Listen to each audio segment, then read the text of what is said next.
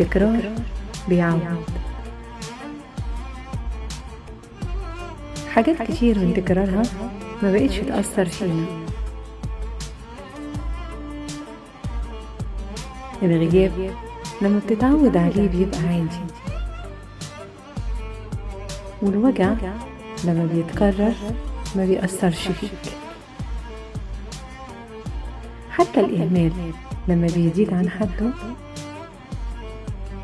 بيخليك تفارق أي حاجة وأي حد من غير ما تبص وراك.